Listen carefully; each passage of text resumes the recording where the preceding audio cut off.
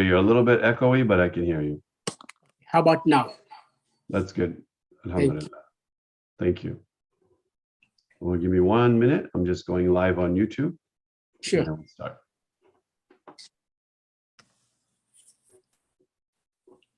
You're a little bit echoey, but I can hear you. How about now? That's good.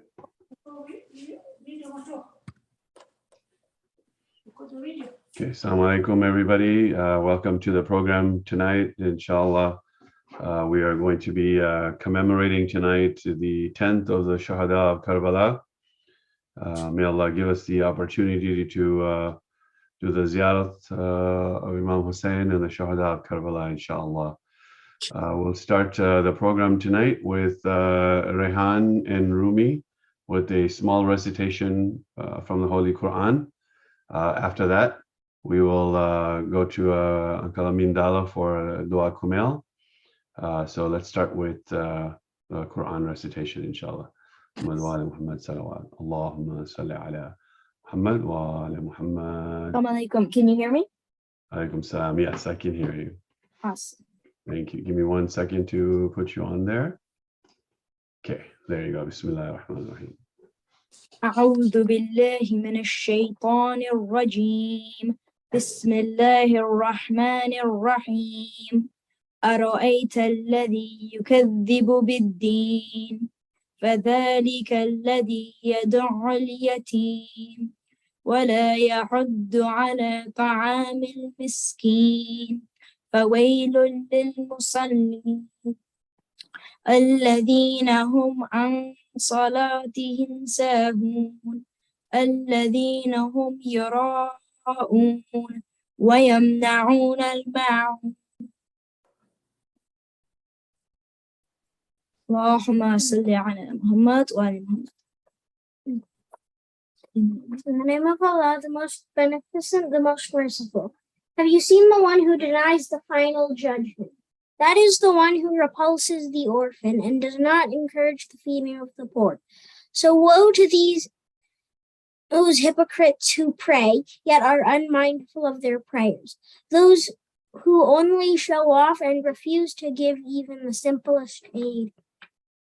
Salawat. Allahumma salli ala Muhammad wa ala Muhammad.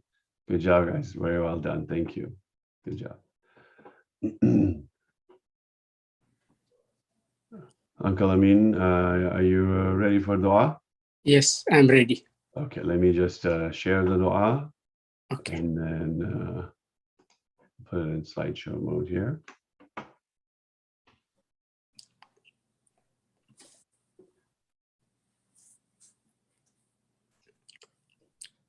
Okay, Bismillah. Bismillahir Rahmanir Rahim. Allahumma salli ala Muhammadin wa ali Muhammad. اللهم إني أسألك برحمتك التي وسعت كل شيء وبقوتك التي قهرت بها كل شيء وخضع لها كل شيء وذل لها كل شيء وبجبروتك التي غلبت بها كل شيء وبعزتك التي لا يقوم لها شيء وبعظمتك التي ملأت كل شيء وبسلطانك الذي على كل شيء وبوجهك الباقي بعد فناء كل شيء وبأسمائك التي ملأت أركان كل شيء وبعلمك الذي أحاط بكل شيء وبنور وجهك الذي أضاء له كل شيء يا نور يا قدوس يا أول الأولين ويا آخر الآخرين اللهم اغفر لي الذنوب التي تحتك العصام اللهم اغفر لي الذنوب التي تنزل النقم اللهم اغفر لي الذنوب التي تغير النعم اللهم اغفر لي الذنوب التي تحبس الدعاء اللهم اغفر لي الذنوب التي تنزل البلاء اللهم اغفر لي كل ذنب أذنبته وكل خطيئة أخطأتها.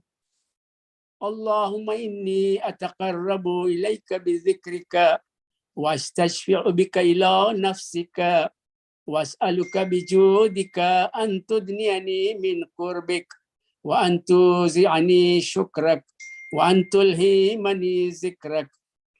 اللهم إني أسألك سؤال خاضع متذلل خاشع أن تسامحني وترحمني وتجعلني بقسمك راضيا قانيا وفي جميع الأحوال متواضيا. اللهم وأسألك سؤال من اشتدت فاقته وأنزل بك عند الشدائد حاجته وعظم فيما عندك رغبته. اللهم عظم سلطانك وعلى مكانك وخفي مكرك وظهر أمرك وغلب قهرك وجرت قدرتك ولا يمكن الفرار من حكومتك. اللهم لا أجد لذنوبي غافرا ولا لقبائه ساترا ولا لشيء من عملي القبيح بالحسن مبدلا غيرك. لا إله إلا أنت سبحانك وبحمدك ظلمت نفسي وتجرأت بجهلي وسكنت إلى قديم ذكرك لي ومنك علي. اللهم مولاي كم من قبيح سترته وكم من فاده من البلاء يقلته وكم من إثار وقيته وكم من مكروه دفعته وكم من ثناء جميل لست أهلا له نشرته.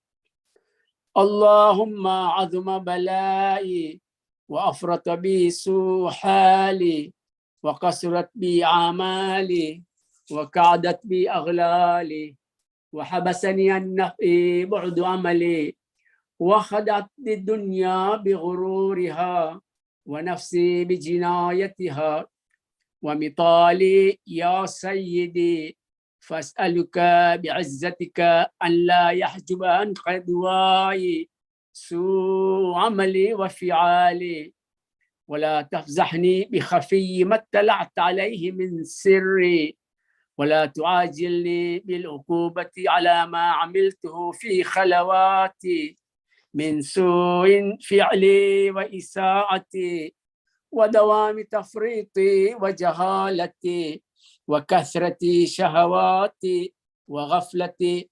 وكن اللهم بعزتك لي في كل الأحوال رؤوفا وعلي في جميع الأمور يطوفا. إلهي وربي من لي غيرك أسأله كشف ضري والنظر في أمري. إلهي ومولاي أجريت علي حكما اتبعت فيه هوى نفسي ولم أحترس فيه من تزيين عدوي فغرني بما أهوى وأسأده على ذلك القضاء فتجاوزت بما جرى علي من ذلك بعض حدودك وخالفت بعض أوامرك فلك الحمد علي في جميع ذلك ولا حجة لي فيما جرى علي فيه قضاؤك وألزمني حكمك وبلاؤك. وقد أتيتك يا إلهي بعد تقصيري وإسرافي على نفسي معتذرا نادما منكسرا مستقيلا مستغفرا منيبا مقرا مذعنا معترفا لا أجد مفرا مما كان مني ولا مفزعا أتوجه إليه في أمري غير قبولك عذري وإدخالك إياي في سعة رحمتك. اللهم فاقبل عذري وارحم شدة ضري وفكني من شد وثاقي. يا رب ارحم ضعف بدني ورقة جلدي ودقة عظمي يا من بدا خلقي وذكري وتربيتي وبري وتغذيتي هبني لابتداء كرمك. وسالف برك بي يا إلهي وسيدي وربي، أتراك معذبي بنارك بعد توحيدك، وبعد من طوى عليه قلبي من معرفتك، ولهج به لساني من ذكرك، واعتقده ضميري من حبك، وبعد صدق اعترافي ودعائي خاضعا لربوبيتك. هيهات، أنت أكرم من أن تضي من ربيته، أو تبعد من أدنيته، أو تشرد من آويته، أو تسلم إلى البلاء من كفيته ورحمته. وليت شعري يا سيدي وإلهي ومولاي أتسلط النار على وجوه خرت لعظمتك ساجدة، وعلى ألسن نطقت بتوحيدك صادقة، وبشكرك مادحة، وعلى قلوب اعترفت بإلهيتك محققة، وعلى ضمائر حوت من العلم بك حتى صارت خاشية، وعلى جوارها سعت إلى أوتان تعبدك طائية، وأشارت باستغفارك مذنا ما هكذا الظن بك، ولا أخبرنا بفضلك عنك يا كريم. يا ربي، وأنت تعلم ضعفي عن قليل من بلاء الدنيا وعقوباتها، وما يجري فيها من المكاره على أهلها، ألا أن ذلك بلاء ومكروه قليل مكثو، يسير بقاؤه قصير مدته، فكيف احتمالي لبلاء الآخرة وجليل الوقوع مكاره فيها، وهو بلاء تطول مدته ويدوم مقامه، ولا يخفف عن أهله، لأنه لا يكون إلا عن غضبك وانتقامك وسخطك، وهذا ما لا تقوم له السماوات والأرض. يا سيدي، فكيف لي وأنا عبدك الضعيف الذليل الحكير المسكين المستكين. يا إلهي وربي وسيدي ومولاي، لأي الأمور إليك أشكو، ولما منها أزج وأبكي لأليم العذاب وشدته، أم لطول البلاء ومدته، فلئن سيرتني للعقوبات مع أعدائك، وجمعت بيني وبين أهل بلائك، وفرقت بيني وبين أحبائك وأوليائك، فهبني يا إلهي وسيدي ومولاي وربي، صبرت على عذابك، فكيف أصبر على فراقك؟ وهبني يا إلهي، صبرت على حر نارك، فكيف أصبر عن النظر إلى كرامتك؟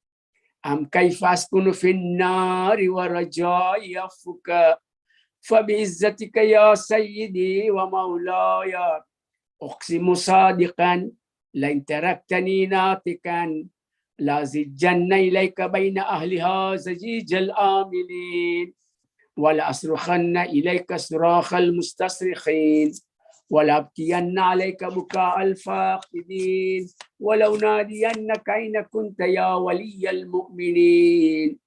يا غاية آمال العارفين، يا غياث المستغيثين، يا حبيب قلوب الصادقين، ويا إله العالمين، أفتراك سبحانك يا إلهي وبحمدك تسمع فيها صوت عبد مسلم سجن فيها بمخالفته، وذاك تعمز بها بمعصيته، وحبس بين أطباقها بجرمه وجريرته، وهو يزج إليك زجيجا معمل لرحمتك، ويناديك بلسان أهل توحيدك، ويتوسل إليك بربوبيتك.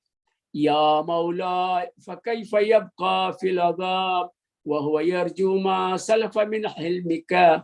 أم كيف تؤلم النار وهو يأمل فضلك ورحمتك؟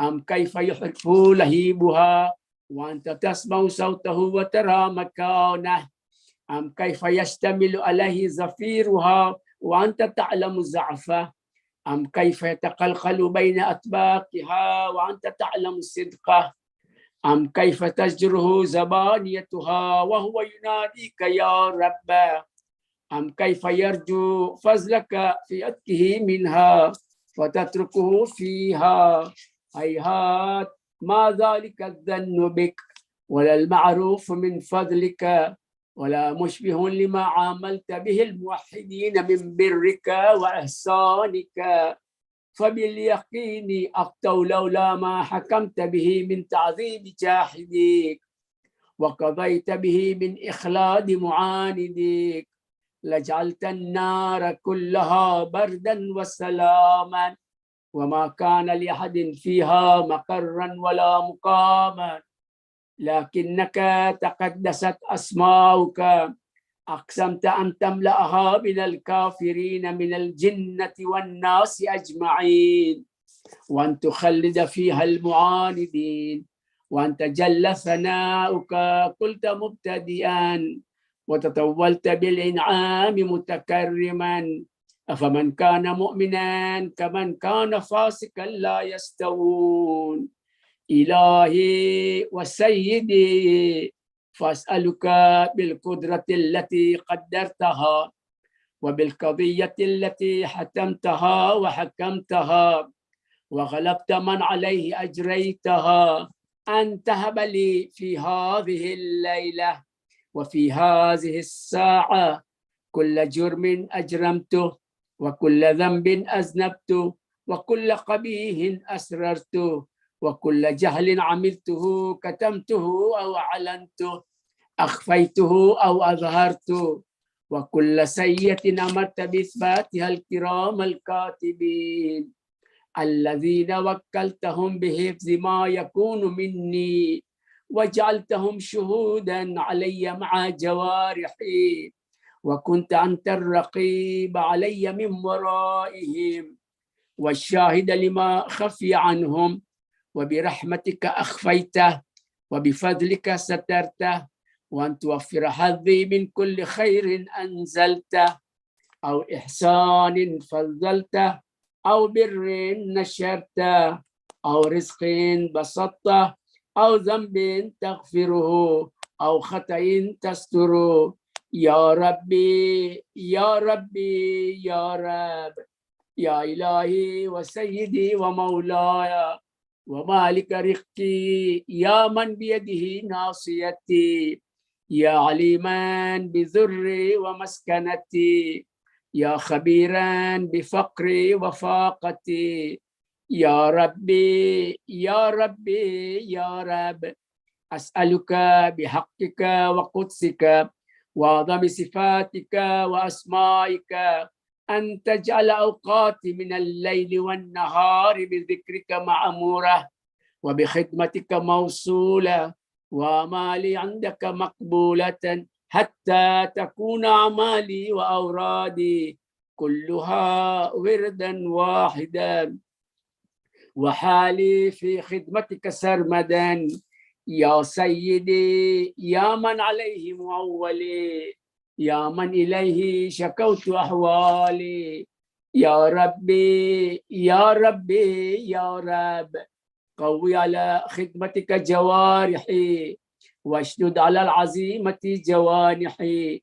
وهب لي الجد في خشيتك والدوام في الاتصال بخدمتك حتى أسرها إليك في ميادين السابقين وأسري إليك في البارزين وأشتاق إلى قربك في المشتاقين وأدنو منك دنو المخلصين وأخافك مخافة الموقنين وأجتمع في جوارك مع المؤمنين اللهم ومن أرادني بسوء فارد ومن كادني فكد واجعلني من أحسن عبيدك نصيبا عندك وأقربهم منزلة منك وأخصهم زلفة لديك فإنه لا ينال ذلك إلا بفضلك وجد لي بجودك واطف علي بمجدك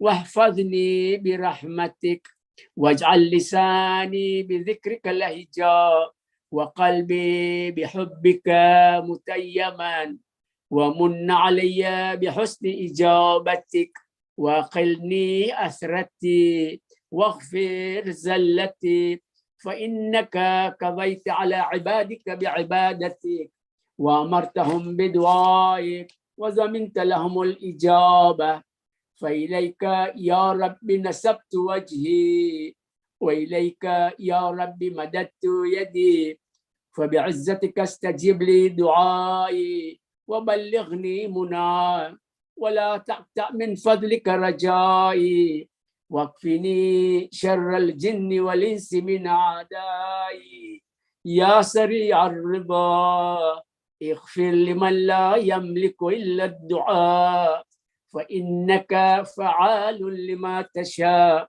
يا من اسمه دواء وذكره شفاع وطاعته غنى ارحم من رأس ماله الرجاء وسلاحه البكاء يا سابغ النعم يا دافع النقم يا نور المستوحشين في الظلام يا عالما لا يعلم صل على محمد وآل محمد وافعل بما أنت أهله وصلى الله على رسوله والأئمة الميامين من آله وسلم تسليما كثيرا اللهم صل على محمد وآل محمد.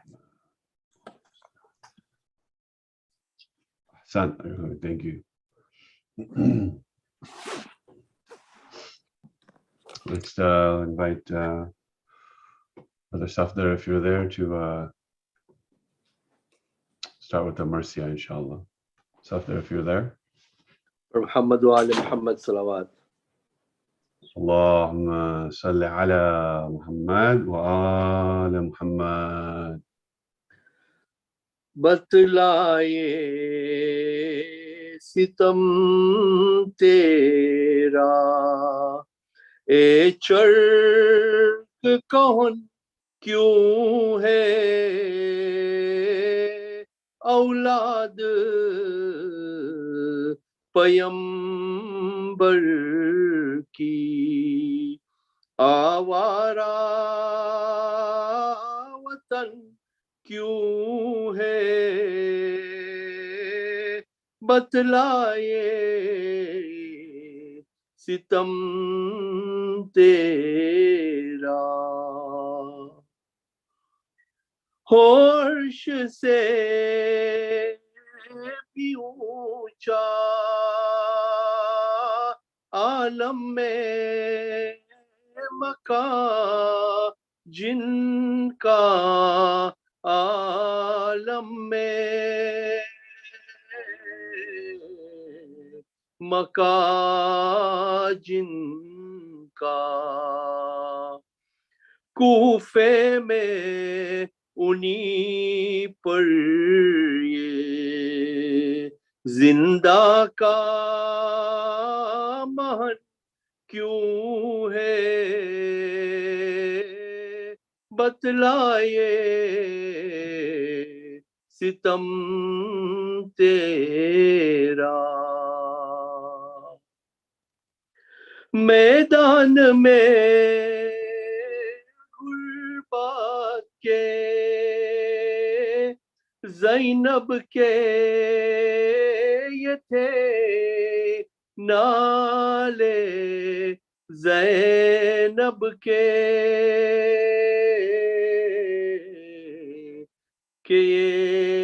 تھے نالے جب بھائی چلا مرنے پھر زندہ بہن کیوں ہے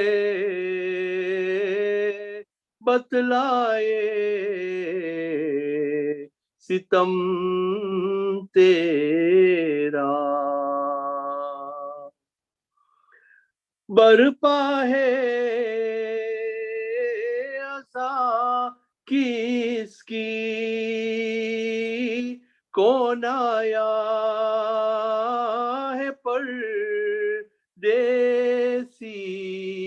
कौन आया है परदेसी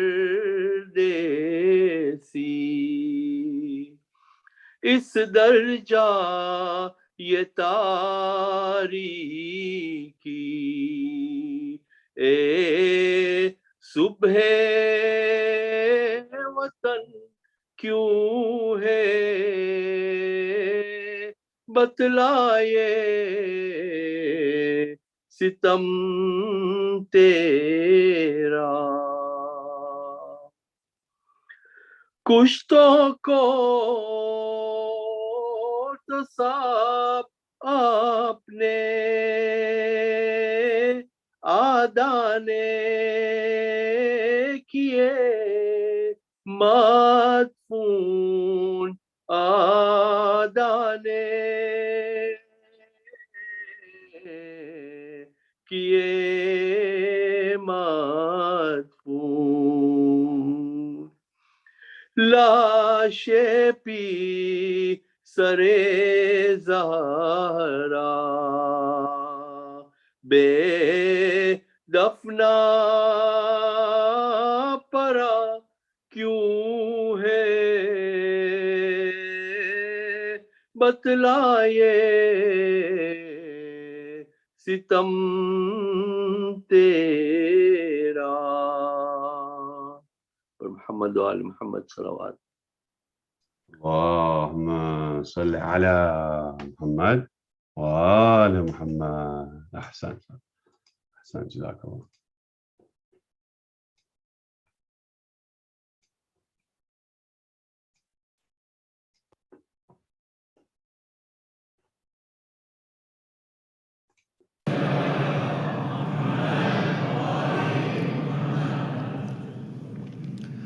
Ahibai, you find that Allah subhanahu wa ta'ala within the glorious Quran mentions for us passages from the times of the previous Anbiya. And the idea or the wisdom behind these passages is that man is able to take lesson and to refine his behavior, number one, because history repeats itself. Number two, to not make the same mistakes as those who failed in the lives and in the times before us. And you find that within this bab, Allah subhanahu wa ta'ala in numerous places within the Holy Quran speaks about the prophethood of Nabiullah Nuh. And you find that the dhikr of Nabiullah Nuh within the Quran is highlighted in a very particular manner. And there are certain khususiyat that are attributed and that are khas, khususiyat that are attached to Nabiullah Nuh. And from this khususiyat, you will find that there is the dhikr of Nabiullah Nuh when it comes to the ziyarah of Sayyid al-Shohada, which is why in Ziyarat al-Waritha, which you perhaps have already recited or you will recite on a night like this, you refer and you address Imam al-Hussein. You salute Sayyid al-Shohada by saying, Assalamu alayka ya waritha Nuhin Nabiyullah. For you find that understanding the risala of Nabiullah Nuh is a key part for us to understand the risala and the reason for the uprising of Imam al-Hussein in the blessed lands of Kerbala. This land of Kerbala which has absolutely no equal. This Imam al-Hussein who has no parallel whatsoever. La yawm ka yawmika ya Aba Abdullah. There is no day like Ashura. Imam Hassan al-Mujtaba signed the seal over here. In any way, for you find that for the path of our lecture today, there is one particular aspect of the Nabuwah of Nabi Nuh that I would like to touch upon. And there is a particular sifat that we would like to identify and see how this character then was passed on or existed across the passage of time, and what the impact of this was during the time of Imam al-Hussein on the day of Ashura. You find that if you were to summarize the advent of Nabiullah Nuh from within the verses of the Holy Quran, Nabi Nuh preached for a period of 950 years. And from within the hadith of Ahlul Bayt, you find that he lived for close to 2,500 years, of which 950 of them he spent inviting the people towards the message of Allah Azza wa Jal. And you find that within the books of Ahlul Bayt, or within the literature of Ahlul Bayt, that during the time of this grand tufan, this global flood that swept through the entire dunya, Bain al-Qawsayn, between brackets, this flood started inside of Masjid al-Kufa. Nabiullah Nuh built his ark outside of Masjid al-Kufa, which is why when people would come and they would look at Nabi Nuh, they would laugh at him and they would mock him and they would say, this old man has lost his sanity. He's building an ark and building a ship when we are in the middle of a desert. Nabiullah Nuh, upon building the ark, after 950 years of Risala, warns the people of this global adhab which is coming. Do you know how many people embarked the ark of Nabiullah Nuh? According to hadith of Ahlul Bayt, the number of people in that ark are the same number of the companions of Imam al-Hussein. 72 men boarded the ark of Nabi Nuh. 72 men stood together with Imam al-Hussein as major generals from day one. And you think over here, Mahall al-Ta'ammul. It is absolutely critical and crucial for each and every one of us as lovers of Imam al-Hussein, as Muwalis, as Shi'is, as Hussainis, as intellectuals, scholars within the religion, ambassadors, because each and every one of you in your own capacity is an ambassador to Imam al-Hussein. It is important for us to ask ourselves, what was there in the message of Nabiullah Nuh which attracted so much opposition, such that after 950 years of Tabligh and Risala, only 72 men accepted the message and hence boarded the ark? What was so critical about the message of Nabi Nuh? Did the concept of Tawheed, in that, Ya Bani Adam, believe in one Allah, this concept of Tawheed, that the Lord of the universe and the creator of everything within the realm of existence is one, and this one cannot be captured by the senses, by the human senses, and cannot be perceived by any physical constraint. Truly, was this concept so difficult for people to understand at that time? What was the reason for this opposition towards Nabiullah Nuh? Such that they were willing to drown, but they would not board that ark. You find that the Quran addresses this. And the Quran addresses a number of reasons why the people rejected the message of Nabiullah Nuh. Yes, there were those who fought and were a formidable opposition when it came to the concept of Tawheed, but there were other underlying layers that are associated to Tawheed for which they bore opposition. You find that the Quran highlights this reason of opposition towards Nabiullah Nuh in Surah Ash-Shu'ara, verse number 111, where Allah subhanahu wa ta'ala says, قَالُوا, the people who lived at the time of Nabi Nuh and rejected his message, as Nabiullah would invite them and call them towards Tawheed, they said, قَالُوا أَنُؤْمِنُ لَكَ وَاتَّبَعَكَ الْأَرْذَلُونَ. They would come to Nabiullah Nuh and they would say to him, do you really want us to submit to your religion, to be a part of your religion, when only, quote unquote, when only the poor class of the society follow you.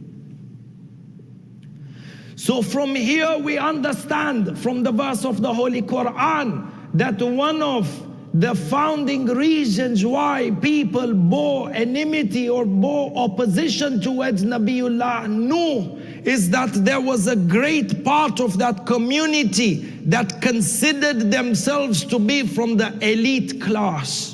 Because of their race, because of their ethnicity, because of their wealth, because of their materialistic dunyawi gains or their dunyawi affiliations, they felt that we are way too high of a class than to mingle with the lowest class of society that is following Nabi Noah.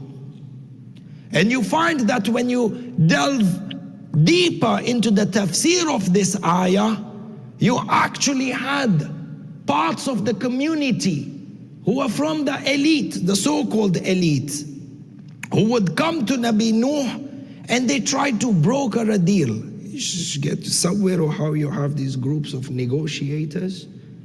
They come and they want to negotiate to Nabiullah Nuh, negotiate the terms and conditions of what our religion will be. This is, if we have A, B, C, D, we will follow the deen. This is a deen, very good. E, F, G, we don't really like it. You find the remnants of this thought process even in this day and age.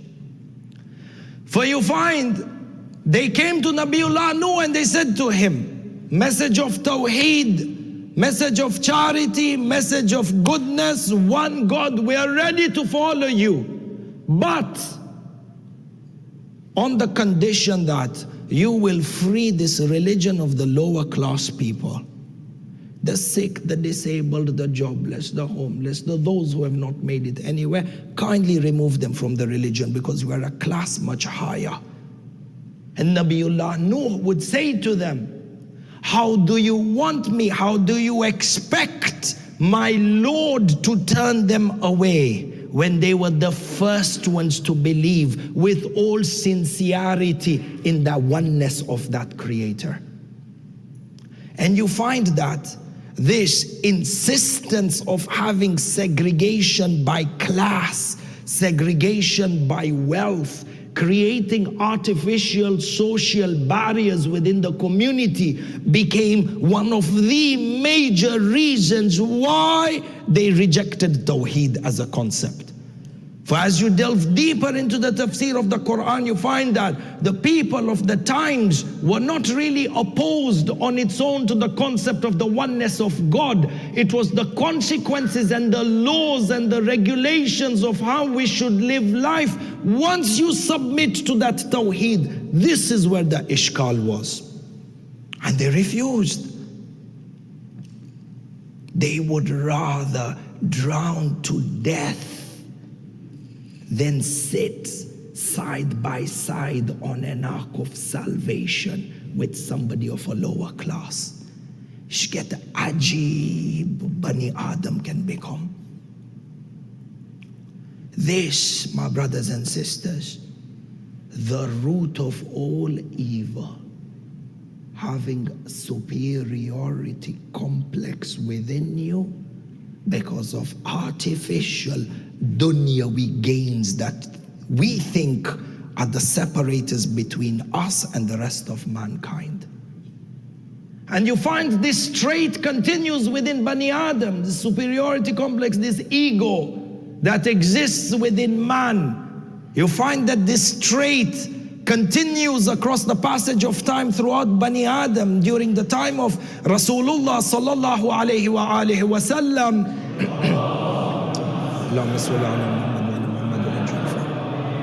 You find what was one of the founding reasons for Abu Sufyan's opposition towards Islam during the Meccan period. If you were to read through early Meccan history, when the Rasulullah came with the message, Qulu la ilaha illallah tuflihu, submit to the Shahada of La ilaha illallah and you shall have success for the dunya and the akhirah.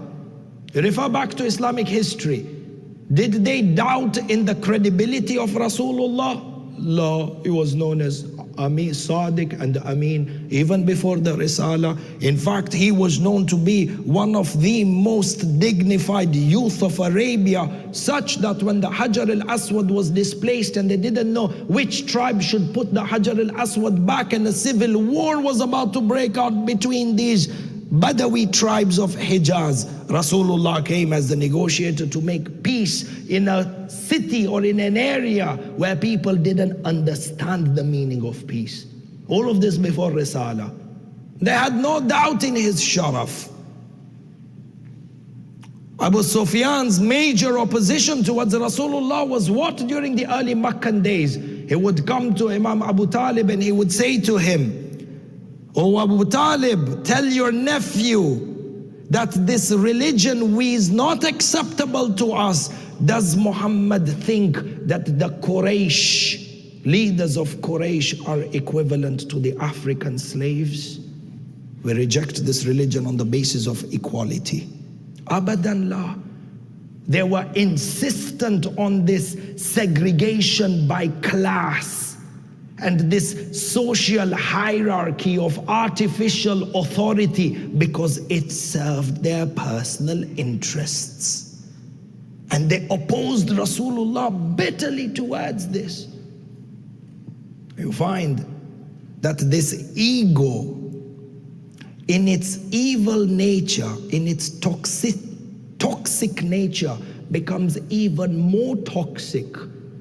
Having ego or suffering from this superiority complex is an evil trait to begin with. In fact, if you analyze this concept through the literature of Ahlul Bayt and tied to contemporary terms, it falls under a category of mental health issues. Because it comes with insecurity, it comes with a whole bunch of things. It's a kalam for a different lecture. In any case, this disease of ego, spiritual disease, mental disease, becomes more toxic when a person is not able to tame this beast within him when he enters into the realm of religion. So to wear the garbs of a religious person, to act as a religious person, to be in the position of a religious person and not have contained this beast of an ego, this toxicity, whatever that word term is, rises to a higher level. The poison becomes more severe when a person portrays egoistic behavior in the name of religion. You have, again, during the time of Rasulullah sallallahu alayhi wa alihi wa sallam,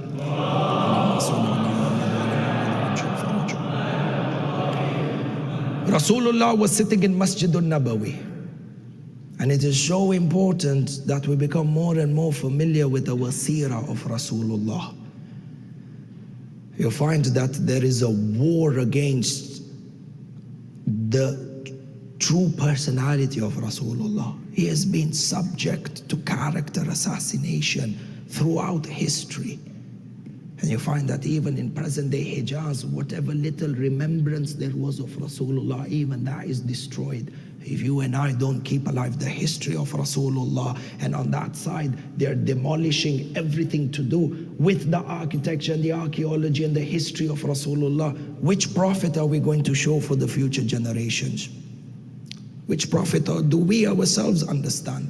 In any case, Rasulullah was seated in Masjid al-Nabawi, and the Rasulullah had a habit that whenever he delivered a khutbah, or whenever Rasulullah would have discussions with his companions, Rasulullah would sit down on the ground with them, on the earth.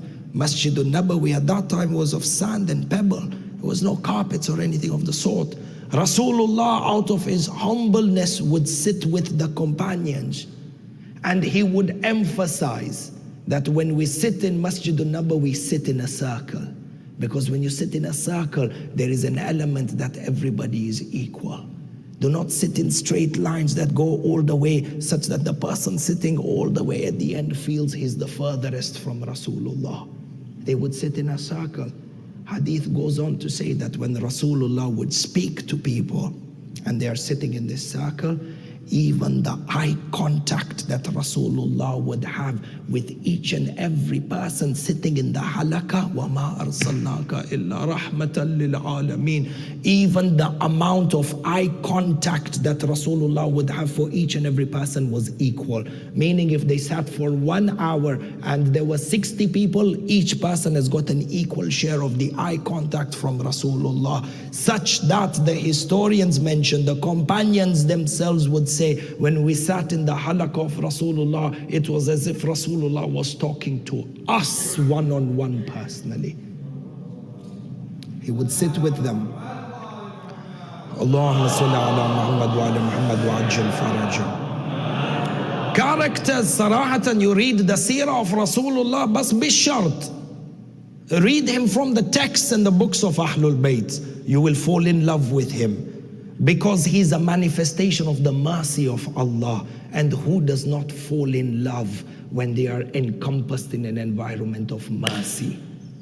Which is why we begin every verse of the Quran with Bismillahir Rahmanir Rahim. The minute you enter into the realm of the mercy of Allah, you are in love with Allah, and the journey of worship becomes or begins with love. Don't find in the verse of the Quran, Bismillahil Jabbar Shadidul Iqab. You have this? Abadan la. So Rasulullah would sit with them in the halaqah. And one of the days, as they were sitting, one of the companions, Sahabi from Quraysh, came and he was seated within the halaqah. And he was from what was considered to be the upper class of the day. And as he was seated, another Arab came into Masjid al-Nabawi. And what seems apparent from the narrations is that he was probably a herder. So who would deal with the animals in the far ends of the deserts and so on and so forth. He came and he sat and joined the halaqah. And there were apparent signs of poverty, whether his hair was disheveled, whether he didn't have the best of body hygiene or his clothes were torn, it was apparent. He came and he sat in the halaqah after asking the permission of Rasulullah. They're seated in a circle. As he sat next to this Qurayshi, this person who had this expensive abba just kind of moved it, as if to say, don't touch my clothes. Shabab, try and keep this, try and relate to this in our day and age. Sometimes aib, just because, for example, I'm wearing a Louis Vuitton outfit, that I'm going to mock somebody who shops at a Primark or at a Walmart. Perhaps this Abul Walmart's du'as are mustajab in front of Allah 100 times faster than mine and your du'a. Sahih Lola. How shallow has man become if we judge people based on the labels that are on their clothes? How shallow man has reached. And we're supposed to be at the peak of intellectualism and spirituality and everything. Sahih Allah, or I live in a different world. Sallu ala Muhammad wa ala Muhammad.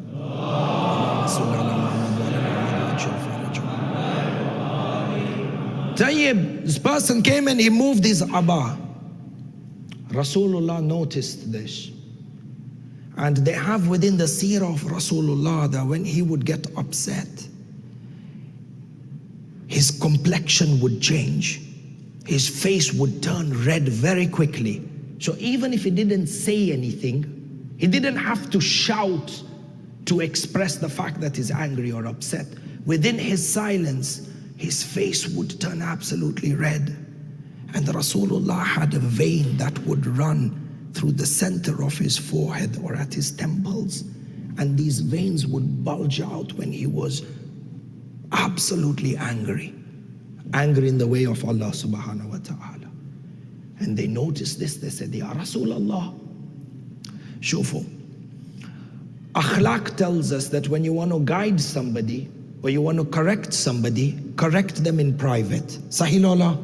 If you see somebody, don't correct them in front of everybody because you may embarrass them. So out of akhlaq, we say if you want to do one of the protocols of Amr bin Ma'ruf, Nahi Anil Munkar, is that when you want to provide guidance towards somebody, you want to correct somebody's mistake with all the other conditions that are there, you take him into private and you speak to him, lest you break his moral confidence or social confidence, and don't embarrass him in front of everyone. And you would find that Rasulullah should be at the top of akhlaq. Is there anyone greater in their akhlaq other than Rasulullah? Abadan la. But in this issue, the crime of feeling that you are more superior and showing any form of racist behavior towards your fellow Muslim brothers is a sin so grave in the eyes of Allah and the Prophet. Rasulullah decided to reprimand and to discipline him in public in front of everyone. This is how grave the sin was. So when he moved himself, Rasulullah was overcome with anger and he said to him, Fulan, he didn't say Fulan, I'm saying Fulan. He said, Fulan, do you think that when this person came and sat next to you, if he touched your garment, that his poverty would affect you in your life? Did you think you have become much more elevated in the eyes of Allah because of your wealth, such that if he was to touch you, he would make you impure? Allah. This person was absolutely ashamed.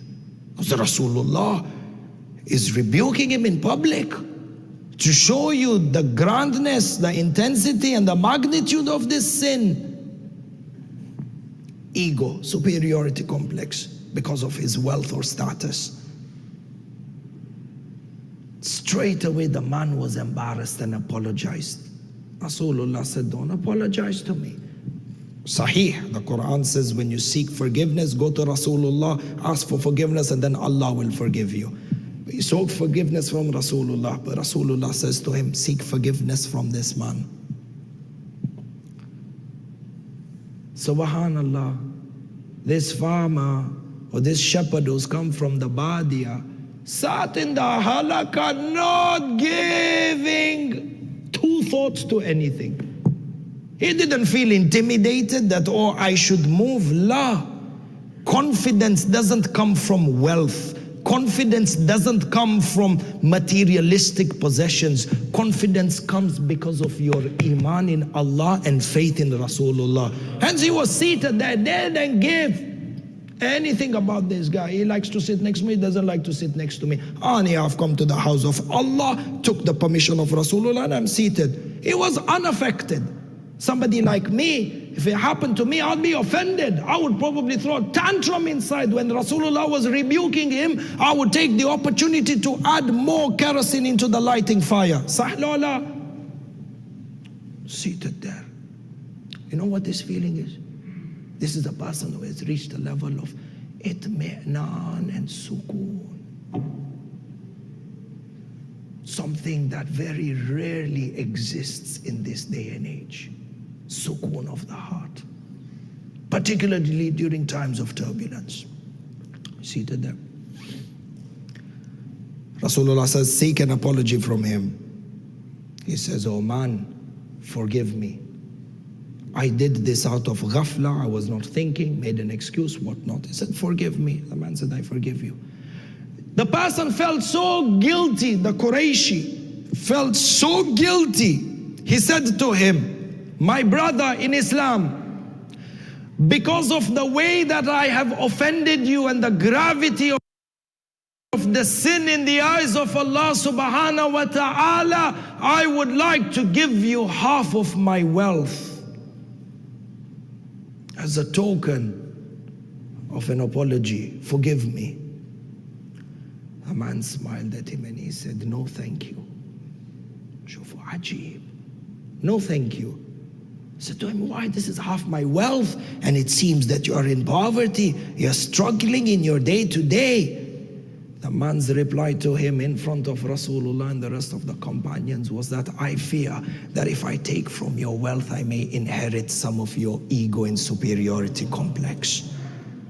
A purity of the heart and the preservation of the purity of the heart is the most precious thing that you and I can own. Sallu ala Muhammad wa ala Muhammad. Allahumma salli ala Muhammad wa ala Muhammad wa ala Muhammad wa ajil farajah.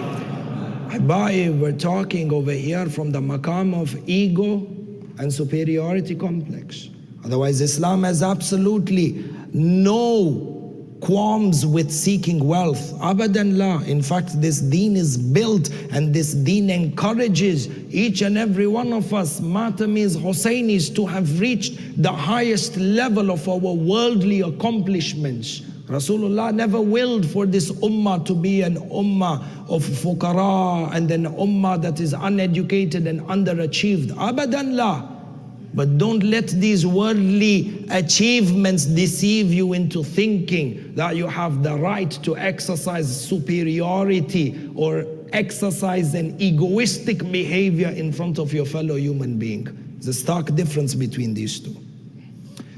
And you find that this character of this uncontrolled ego, which is the root of all evil, like the way it existed during the time of Nabiullah Nuh, passed down the generations of Bani Adam to Rasulullah. Ahibba'i Saddiquni, the same behavior and the same traits, if uncontrolled, will then be the basis of a formidable opposition against Imam al-Hujjah when his dhuhr happens. Do you know, within our texts, hadith from Ahlul Bayt, hadith that is mu'tabar, that Imam al-Hujjah himself will face an intense dissension, opposition and rebellion from those who claimed and called themselves Shi'as in the ghaibah of the Imam.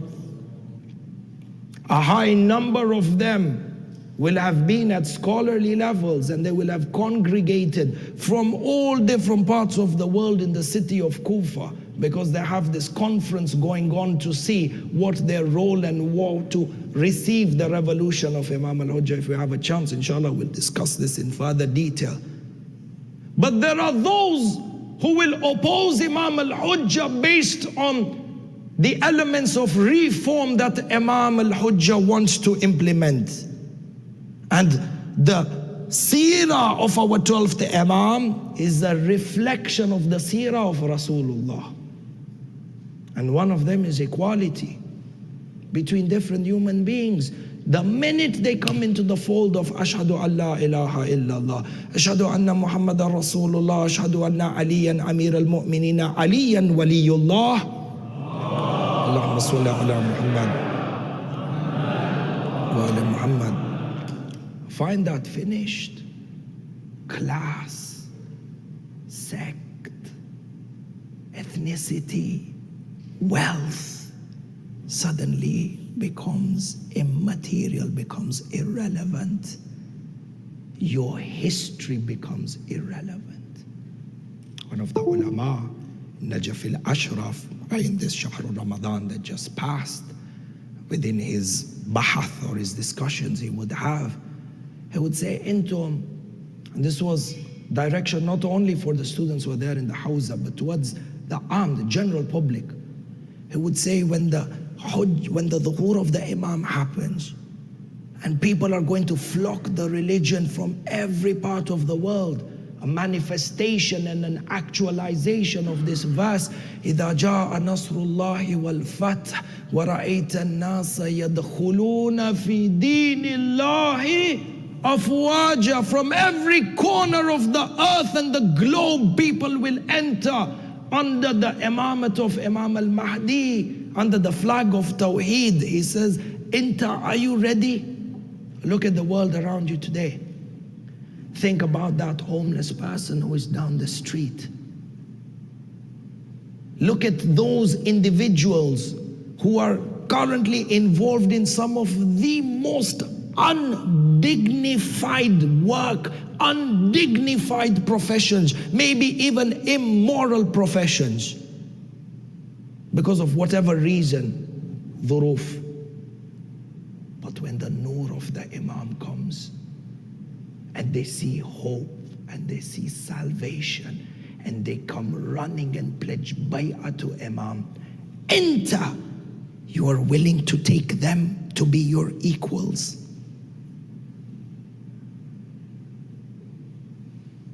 Take it a step forward. Imam selects this person to be above you when it comes to servitude within that global government. Is our nafs disciplined enough to accept that authority? Because during the time of Amirul Mu'mineen, Zubayr was one of the people who was in the house with Amirul Mu'mineen after Saqifa, defended Amirul Mu'mineen before the house of Sayyidatin Nisa'il Alameen was banned. Shufu, his end result was what? He waged war against Amirul Mu'mineen in the Battle of Jamal. Lish, why? Why? He felt that he was more elite than the rest of the mu'mins when it came to receiving a stipend from the Baytul Mal. He said, Shunu this. We are the ones who saw Rasulullah, Ya Amir al-Mu'mineen. We are the ones who stayed with you in the house during Saqifa. We are the ones who formed the formidable opposition. And now when government is in your hands, we get the same salary, the same stipend, the same respect as that non-Arab who just joined the deen the other day. Amir al-Mu'mineen, justice is justice. They waged war against him. This is the same thing that we need to think. This is religion. Deen is governed by akhlaq, and the fundamentals of akhlaq is to tame the ego within us. And there is no greater avenue in the history of creation where you would see the reality of an ego-free, if you could use this word, ego-free environment outside of Karbala. Do you know Karbala? Each and every one of these 72 companions, if you look at their sifat, what characters did they possess such that they ended up attaining this level of success? From all the characteristics that they possessed, uncompromising loyalty towards Ahlul Bayt on one hand. Do you know one trait that they had is that they demolished the faculty of ego from their existence. Ego. I'll give you two quick examples and we'll enter into Masa'ib. Number one, Hur bin Yazid al-Riyahi. Shufu, antum, think about this. Hur repented on the day of Ashura. Is actually responsible for escorting Imam al-Hussein from the road between Mecca and Kufa all the way to Karbala. And from the day that they reached Karbala, 2nd of Muharram, until Yawm al-Ashur, Hur was over there. Hur performs tawbah and repents from Imam al-Hussein on the day of Ashura. What does Imam al-Hussein do? Imam al-Hussein forgives him. Sahih Lola, we all know this. Did you ever think about the fact that, yes, Imam al-Hussein forgave him, but what was Hur's relationship with the other 71 or 72 companions of Imam al-Hussein? You will not find in the Maqtal that Habib ibn Madahir or Muslim ibn Awsaja went to Hur and said, do you know what? It's not fair. You are the reason that we are hungry and thirsty for 3 days over here. It is because of you that we got under siege in Karbala. Did you find any of that? No superiority complex, no ego whatsoever. They hugged and they embraced each other to the extent that Hur and Zuhair ibn al-Kain on numerous times on the day of Ashura went on a dual battle and attacked the enemies, each one covering each other's back. There was no element of ego. They didn't go to Imam al-Hussein and they say, Ya Aba Abdullah, he's been drinking water and he had access to food for the last 9 days. Now that he's injured in the battlefield, why should he get the handkerchief of Sayyidatin Nisa'il Alameen? Why not somebody like Muslim ibn Awsaja who has suffered with you throughout? Or Joan? There was no ego. The minute he came under the tent of Imam al-Hussein, it was as if they have always been one since the beginning of time. This love of Imam al-Hussein governed the relationship between these men to such an extent that love was so powerful for Imam al-Hussein that it just eradicated any remnants of ego or superiority complex within them. It's the love of Imam al-Hussein. When it fills your heart, finished, you begin to love everyone who loves Imam al-Hussein. And the same thing when it came to Hur. Do you know Hur, Bain al-Qawsayn? Hur came from a family that was known for its military service, at least across the last 3 generations, from his grandfather to his father to himself. These are families that served in the army, that served what we would say in this day and age. These are families that have grown up in an environment of war. Men who have served in the army their entire lives. Hur not only served in the army, he was one of the most respected generals that existed or that lived during that time. A man who used to lead battalions of the 1,000 and would create strategy for war and would call the shots and lead men towards victory. This person who was a leader, do you know on the day of Ashura where Imam al-Hussein placed him? Imam al-Hussein placed him to fight under the commandment and under the leadership of Habib ibn Madahir. A man who's been a leader in the war front, a general of some of the most powerful armies the world has seen during the time.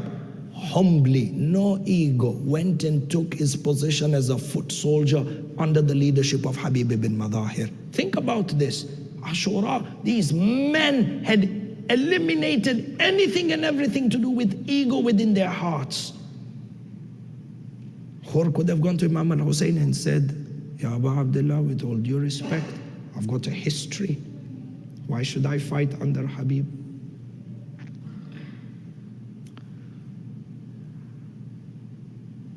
And this trait of living a life without an ego began from the master himself, Imam al-Hussein.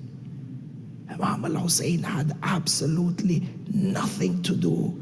There was no element of segregation by class. My time is finished. We should be finishing the majlis in a few minutes with Masa'ib. But I say this to enter into the Masa'ib. Do you know one of the companions of Imam al-Hussein was a Turkish slave? And perhaps we will speak more about him tomorrow so we can not have to cut short the Masa'ib. He was a Turkish slave. And the circumstances of the time was such that if you had a Turk who was purchased as a slave in the Middle East, he would not have any human right to begin with. They would be treated worse than the camels that the Arabs would ride. And you can probably get a glimpse of this when you see how people from the subcontinent under work permits are treated within the Middle East. Sahil Allah, you get hints of this. They would treat these Turks worse than the camels that they would ride. When he became Shaheed, Imam al-Hussein went running to him. This Turkish slave was called Aslam, and they call him in the Maqtal Aslam al-Turki. Imam al-Hussein went running towards him. He was taking his final breaths. This is your Mawla. You know what Imam al-Hussein did? He saw the body and this Shaheed taking his final breaths, struggling to breathe. Imam al-Hussein lay down on the sands of Karbala next to him, hugged him, i'tanakahu, waja'ala khaddahu ala khaddih. Imam al-Hussein put his cheeks on the cheeks of this Turkish slave. Aslam opened his eyes and he said, who is like me? That Sayyid Shabab Ahl al-Jannah has put his cheek on my cheek. He said this and his ruh left his body. by. We learn to destroy the ego from Imam al-Hussein. Laylatul Jum'ah, Laylat Masaib of Imam al-Hussein. And the 10th after Ashura, Ahibba'i, Yawm Ashura was a day of great difficulty for Imam al-Hussein. A day of great trial and tribulation. From the Fajr until Asr, every moment of the day of Ashura was difficult for Imam al-Hussein.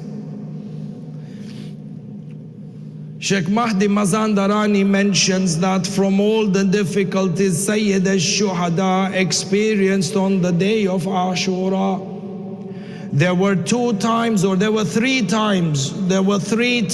where Imam al-Hussein heard the cry from the Maidan. The pain in the cry was such that the Rawi mentions the pain from the Maidan, the pain in the cry from the Maidan was such that when Imam al-Hussein heard this, Imam al-Hussein almost died out of grief. Allah. From these three I will mention for you two. The Rawi mentions the first call that came from the Maidan was the call of Shah Qasim. Allah, Allah. When Shah Qasim called out to Imam al-Hussein from the Maidan, the pain in the cry of Shah Qasim was such that when Imam al-Hussein heard Qasim cry out, it affected him so much. Imam al-Hussein's ruh was about to come out from the body. The narrations mention that when Qasim fell down, the narrations mention that when in the Maktal, when the enemy struck Shah Qasim at the back of his head with a sword, the intensity of the strike was such, Qasim fell down on the plains of Kerbala face first. As he fell down on the plains, see, a number of the Shohada, when they fell out, they would cry out, Assalamu alayka ya Aba Abdullah. But Qasim, the manner in which he was hit, the strike was so intense, he cried out, Adrikni ya Amma, help me, oh my uncle. So when Imam al-Hussein heard the cry of his nephew, and he heard the pain in that cry, Adrikni, Allah, Imam al-Hussein went charging towards the Maidan. The enemies from the east are running to the west. The enemies from the west are running to the east. In the middle is the body of Qasim. Do not ask me how many bones were trampled in the body of Qasim. But the Maktal mentions that when the dust settled down, Imam al-Hussein was sitting at the head of Qasim. Qasim was moving his broken legs up and down out of pain. Imam al-Hussein says to him, Wallah, he says, I swear by Allah, Ya'izzu ala ammik antad'uhu fala yujibuk. My son Qasim, it hurts me, it pains me that you call out to me and I was unable to come in time. That cry of Qasim almost killed Imam al-Hussein in the Khaymaga. Allah, Allah, ya Shiat ala Muhammad. The second cry from the Maidan, where the Rawi says Imam al-Hussein almost died out of grief, is when his son Ali al-Akbar was in the Maidan. Allah, Allah, ya Shia, take your hearts to Karbala. It is as if you were sitting by the feet of Ali al-Akbar on this Thursday night in Karbala. Allah, the narrations mention that when they attacked Ali al-Akbar and he fell from his horse, he cried out from the other end of the Maidan, Alayka minni salam ya abata. The Rawi mentions when Imam al-Hussein heard the pain in the cry of Ali al-Akbar, he came out running off the Khaymaga. Sayyidah Sukaina comes out. She says, Baba, why are you running from the Khaymaga? He says, I heard the cry of my Ali. Sukaina says to him, oh my father, the call came from that side. You are running in the opposite direction. Imam al-Hussein says, Sukaina, don't blame me. With the pain in the cry of Ali al-Akbar, I have lost my vision. Our Imama, Allah. Don't ask me how Imam al-Hussein reached the body of Ali al-Akbar. The Maktal says, فَقَطَّعُوهُ إِرْبًا إِرْبًا. They had cut Ali al-Akbar to pieces. Matam Hussein. Ya Hussein.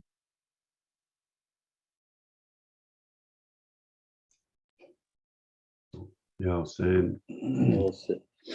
شیرین رو کر کہاں اے میرے آقا حسین شیرین رو کر کہاں اے میرے آقا حسین مر کے تو مہمان ہوا اے میرے آقا حسین شیرین رو کر کہاں اے میرے آقا حسین شیرین رو کر کہاں اے میرے آقا حسین مر کے تو مہمان ہوا اے میرے آقا حسین سنتی ہوں پیاسا گلا شمر نے کاٹا تیرا لاش ہے رن میں پڑا اے میرے آقا حسین شیرین رو کر کہاں اے میرے آقا حسین شیرین رو کر کہاں اے میرے آقا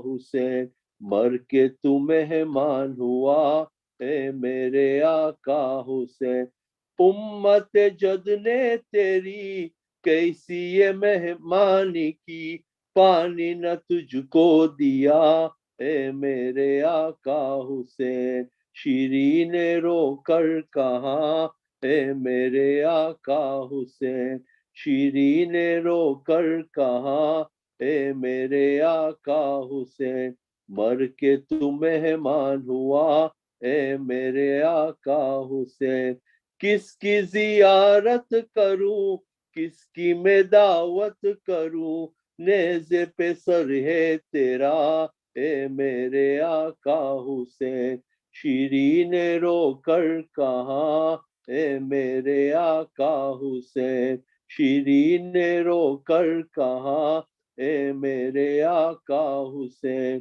مر کے تو مہمان ہوا اے میرے آقا حسین الفاتحہ مع الصلوات اللهم صل على محمد وآل محمد. Ahsan, Jazakallah. Ahsan. We'll end the program tonight, inshallah, with Ziyarat Waritha. Give me 1 second while I just bring this up, please. Suhail, if you're ready. Just 1 second, please.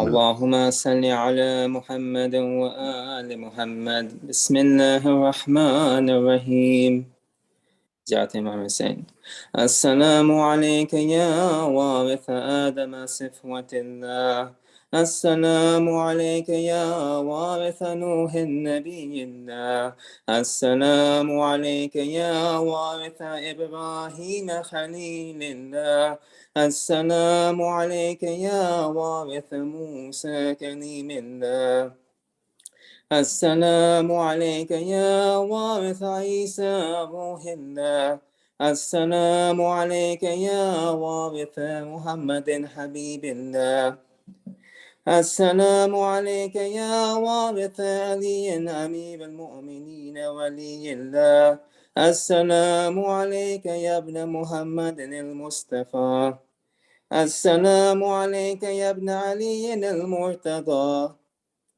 السلام عليك يا ابن فاطمة الزهراء السلام عليك يا ابن خديجة الكبرى.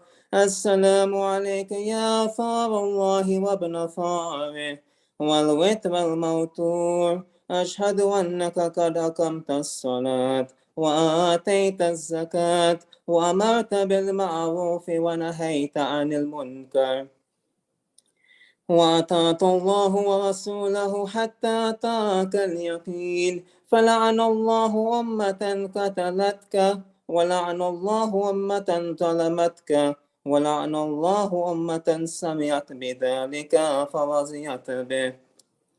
يا مولاي يا أبا عبد الله أشهد أنك كنت نورا في الأصلاب الشامخة والأرحام المتحرة لم تنجسك الجاهلية بأنجاسها ولم تلبسك من مدلهمات ثيابها.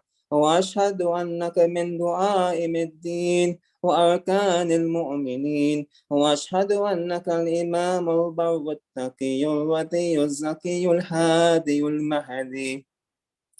وأشهد أن الأئمة من ولدك كلمة التقوى وعلام الهدى والعروة الوثقى والحجة على أهل الدنيا. وأشهد الله وملائكته وأنبياءه ورسله أني بكم مؤمن وبيا بكم موقن بشرائع الدين وخواتيم عملي وقلبي لقلبكم سلم وأمري لأمركم متبع. صلوات الله عليكم وعلى أرواحكم وعلى أجسادكم وعلى أجسامكم وعلى شاهدكم وعلى غائبكم وعلى ظاهركم وعلى باطنكم. السلام عليك يا ابن رسول الله. السلام عليك يا ابن نبي الله. السلام عليك يا ابن أمير المؤمنين. السلام عليك يا ابن الحسين الشهيد. السلام عليك أيها الشهيد. السلام عليك أيها المظلوم وابن المظلوم. لعن الله أمة قتلتك ولعن الله أمة ظلمتك ولعن الله أمة سمعت بذلك فرضيت به. زيارة شهداء كربلاء. السلام عليكم يا أولياء الله وأحباءه. السلام عليكم يا أصفياء الله وأوداءه. السلام عليكم يا أنصار دين الله. السلام عليكم يا أنصار رسول الله. السلام عليكم يا أنصار أمير المؤمنين. السلام عليكم يا أنصار فاطمة سيدة النساء العالمين. السلام عليكم يا أنصار أبي محمد الحسن بن علي الولي الناصر. السلام عليكم يا أنصار أبي عبد الله. بأبي أنتم وأمي تبتم وطابت الأرض التي فيها دفنتم وفزتم فوزا عظيما. فيا ليتني كنتم معكم فأفوز معكم. زيارة حضرة العباس عليه السلام. السلام عليك يا أبا الفضل العباس ابن أمير المؤمنين.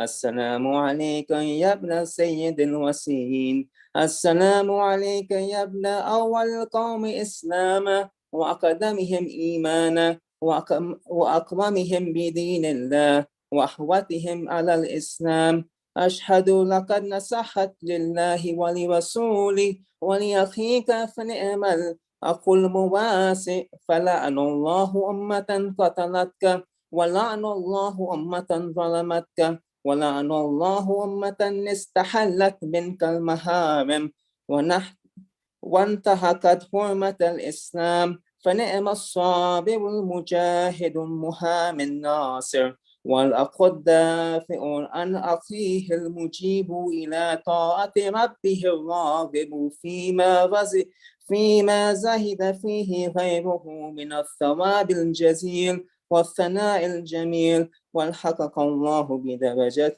آبائك في جنات النعيم. السلام عليكم ورحمة الله وبركاته. السلام عليك يا غريب الغرباء السلطان بن حسن مولانا علي بن موسى الرضا، كن شفيعنا وشفيع والدينا في يوم الجزاء ورحمة الله وبركاته. السلام عليك يا صاحب العصر والزمان سيدي، الأمان الأمان الأمان من فتنة الزمان. السلام عليك يا كعبة الإيمان. السلام عليك يا إمامنا وإمام الإنس والجان. أجل الله لا ما وعدك من النصر وظهور الأمر ورحمة الله وبركاته. اللهم صل على محمد وآل محمد وعجل فرجهم. Ahsan. So thank you so much for reciting. That brings us to the end of our program, inshallah, tonight. We had sent out some emails and we'll continue to send out some email reminders on the upcoming programs. Inshallah, just as a reminder, our next program is going to be on Monday night, this coming up Monday night. And the program on that Monday night, inshallah, will be to commemorate the wafat of our fourth Imam, Imam Zain al-Abidin alayhi salam. And also we will add the 20th of Imam Hussein as well, but primarily the Shahadat of our fourth Imam. And for that program, we were fortunate to have a live speaker.